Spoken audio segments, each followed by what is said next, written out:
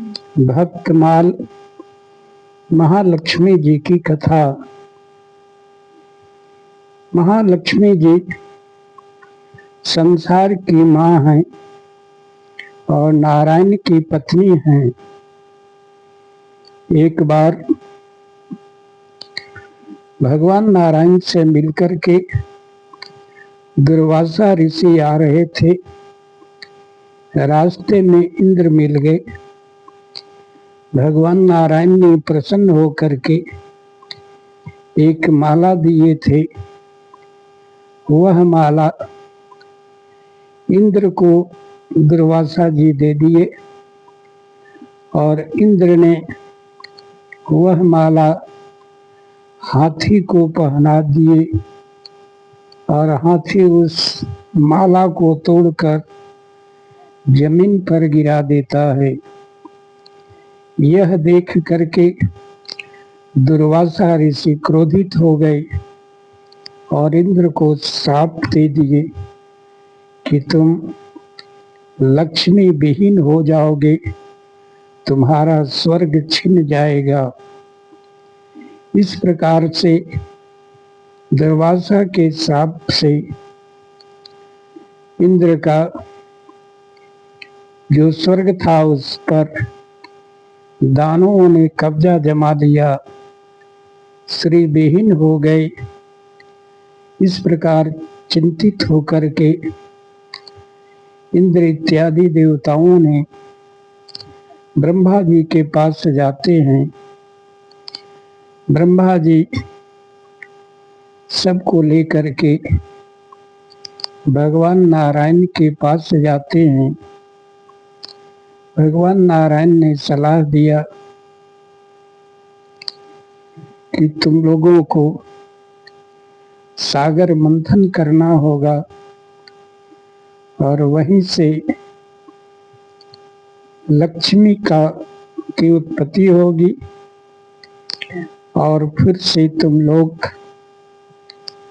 लक्ष्मीवान, यशस्वी और बलवान हो जाओगे। लेकिन इसमें असुरों की सहायता के बिना समुद्र मंथन करना संभव नहीं है। इसलिए इंद्र ने असुरों के साथ जाकर के मंत्रणा की और उन्हें कहा कि जो भी समुद्र से रत्न मिलेंगे हम लोग आधे आधे का हिस्सेदार होंगे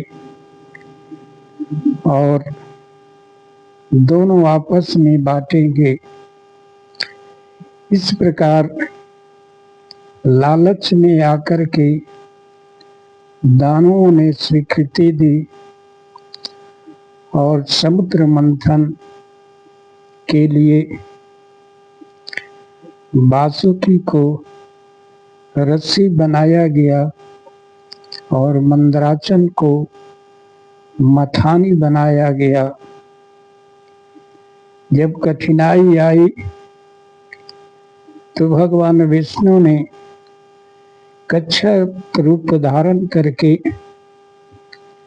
नीचे पहाड़ के तल में स्थित हो गए, जिसके कारण समुद्र मंथन संभव हुआ। वहां से लक्ष्मी निकली तो सभी लोग आपस में झगड़ने लगे, मैं लूंगा मैं लूंगा। लक्ष्मी कहे कि तुम लोगों के झगड़ा करने से मैं किसी के पास जाने वाली नहीं हूँ। इसलिए सभी देवता दानव पंक्तिबद्ध होकर के खड़े हो जाओ। सभी लोग लक्ष्मी के लिए लालायित थे, लेकिन किनारे शांत बैठे हुए भगवान विष्णु बिल्कुल ही शांत थे, वे लालायित नहीं थे। लक्ष्मी देखी यही हमारे योग्य हैं, और जा करके भगवान विष्णु के गले में लक्ष्मी माला पहनाती है। और इस प्रकार से समुद्र से 14 रत्न निकले, जिसमें अमृत का कलश लेकर के भगवान विष्णु मोहिनी का रूप लेकर के देवताओं को पिलाते हैं। इस प्रकार से लक्ष्मी की कृपा से पुनः देवताओं को शक्ति और लक्ष्मी की प्राप्ति होती है, और पुनः जो है इंद्र को इंद्रासन लक्ष्मी की कृपा से प्राप्त हो जाता है।